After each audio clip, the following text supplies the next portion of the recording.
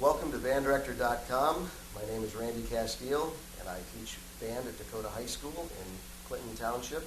I also am the trumpet instructor and jazz director at Macomb College. Today we'd like to talk about basic fundamentals of the embouchure for the trumpet player. I think this is crucial for all students to have a good embouchure setup from the very start. For you young band directors that are just getting started, I would make a recommendation to you. Have your brass players, in fact all of your instruments, meet before your first day of class and work on embouchure only.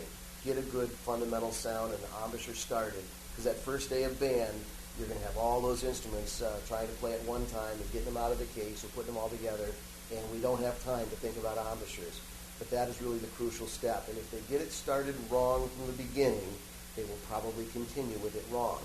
So I really, really encourage you to work on embouchure early and stick with that. Spend your first semester or first marking period working really on embouchures on all your instruments.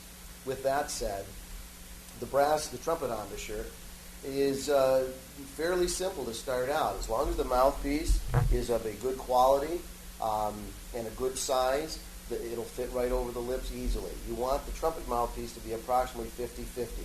50% top lip, 50% bottom lip. One of the things that I see a lot of my young students coming into class with is a mouthpiece set very low off the top lip, something like this. And they get a little bit of a decent sound, but later on as they try to play in the upper register, it gets very thin. Let me demonstrate that for you.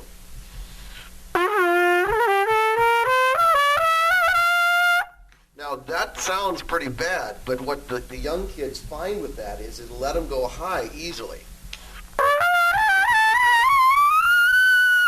And they can get a squeaky high note out, but it's very uncontrolled, it does not have a good tone, and later on, especially if they do things like marching band or jazz band, they're going to start to press. There's no support on the lip, and they'll probably damage the lip, maybe beyond repair. I've seen students lose their range and actually just destroy their sound and have never recovered from it. So it can be damaging if it's not caught early. So the first big problem I see with young players is they're playing too far down off the top lip.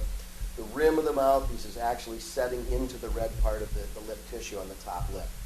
The other thing that I see happen quite often with young players is puffy lips. The bottom lip down in here is very puffy.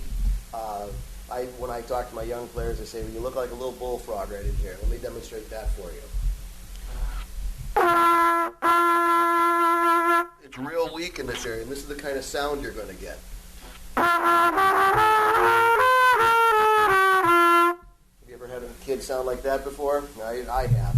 So you want to pull those lip tissues and lip muscles down and firm. One of my colleagues, Kathy Schneider, clarinet teacher, taught me something that I think works well for clarinet as well as the trumpet, to say an exaggerated A, Q. And that kind of pulls the corners of the mouth back just firm enough, pulls the chin muscle down. So an exaggerated A, Q. And then set the mouthpiece in place, the bottom lip firm.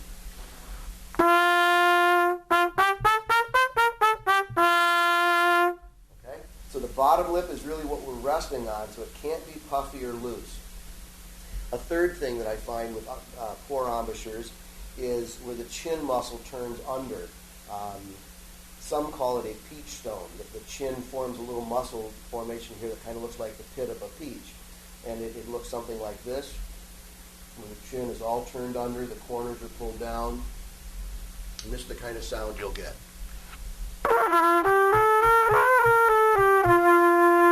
Very stuffy, choked off kind of sound, because the lip is really not supporting it.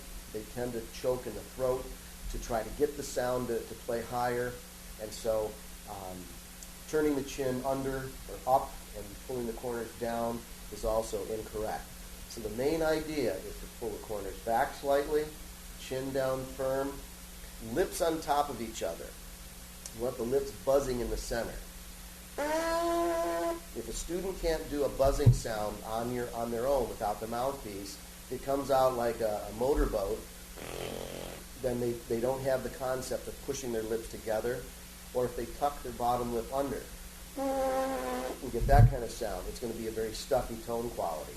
Now, some kids can work with this quite well and do pretty well up through middle school, when they get to the high school and they need that upper range, it just doesn't work any longer. The tone gets forced, strident, fuzzy, and so you really want to get everything pulled down, stretched across, buzzing on top of each other. So the mouthpiece is going to be 50-50, top and bottom. Chin pulled down, corners back a little, everything firm.